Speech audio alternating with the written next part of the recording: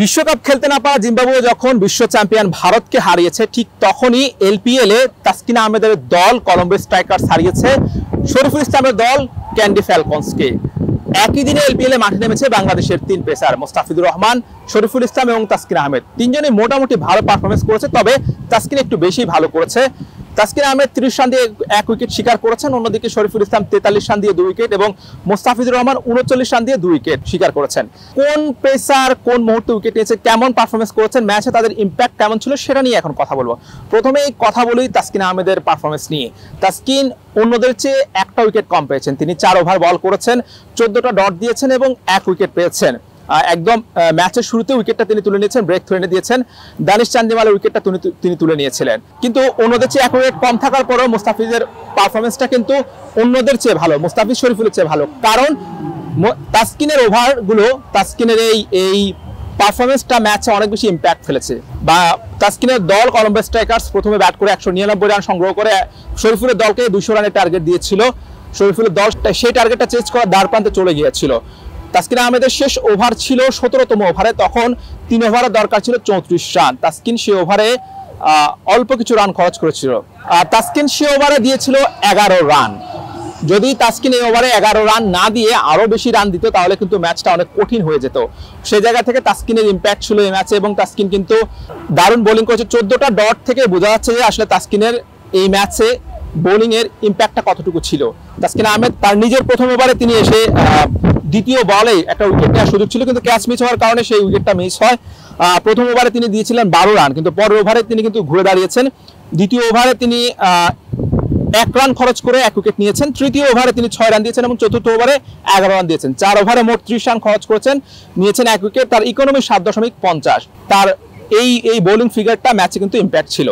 এরপর আমরা কথা বলবো শরীফুল ইসলামের পারফরমেন্স নিয়ে। শরীফুল 43 রান দিয়ে 2 উইকেট শিকার করেছেন ক্যান্ডি ফ্যালকনসের হয়ে। তিনিও আসলে খুব বেশি খারাপ করেছেন এটা বলা যাবে না, এবং খুব বেশি ভালো করেছেন এটাও বলা যাবে না, মোটামুটি ভালো করেছেন এখানকার উইকেটের কন্ডিশন বিবেচনা করে। যেহেতু টার্গেট 200 রানের ছিল, প্রথমে ব্যাট করে কলম্বো যখন 199 রান সংগ্রহ করে, সেখানে একজন বোলার 43 রান দিয়েছে।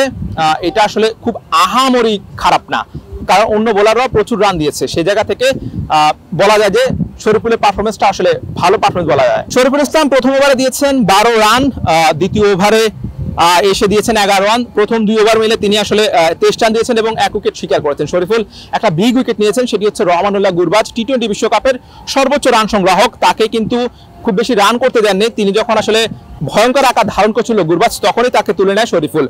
গুরবাজ 10 বলে 20 রান করে আউট হয়ে যায়। তৃতীয় ওভারে এসে শরীফুল দিয়েছে 7 রান এবং চতুর্থ ওভারে 13 রান দিয়ে আরো একটি উইকেট শিকার করেন।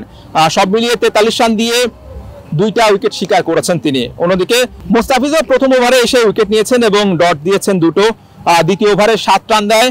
পাওয়ার প্লেতে নিজের কোটা 2 ওভার করে মাত্র 15 রান খরচ করেছেন, শিকার করেছেন 1 উইকেট। এরপরে আবার ইনিংসের 16তম ওভারে এসে তিনি নিজের তৃতীয় ওভারে এসে প্রথম 3টা বল ডট দিলেও পরে কিন্তু বাউন্ডারি খান এবং ছক্কা খান। তৃতীয় ওভারে দিয়েছেন 12 রান, আর চতুর্থ ওভার শেষে তিনি রান দিয়েছেন 39, শিকার করেছেন 2 উইকেট। পাথুম নিশাঙ্কা এবং চারিত আসালাঙ্কার 2টো গুরুত্বপূর্ণ উইকেট তিনি তুলে নিয়েছেন। ম্যাচ বিবেচনায়, স্কোর বিবেচনায় মুস্তাফিজের এই পারফরমেন্সটাও কিন্তু আসলে খুব বেশি খারাপ না। বাংলাদেশের 3 পেসারে কিন্তু মোটামুটি ভালো পারফরমেন্স করেছে। যেহেতু তাসকিন এবং শরীফুল প্রথম মাঠে নেমেছে খেলতে, সেহেতু তাদের এই প্রথম দিনের পারফরমেন্সটা আসলে খুব বেশি খারাপ বলার সুযোগ নেই। এবং আশা করছি যে ম্যাচ যত গড়াবে তারা আসলে এই কন্ডিশনের সাথে মানিয়ে নেবে এবং আরো ভালো বোলিং উপহার দিবে। তবে তাসকিনের ব্যাটিং এর কথাও বলতে হয়। তিনি 3 বলে 7 রান নিয়েছেন, একটা বিশাল ছক্কাও মেরেছেন। শেষ দিকে হয়তো আরো কয়েক বল থাকলে আরো দারুণ ব্যাটিং করতে পারতেন।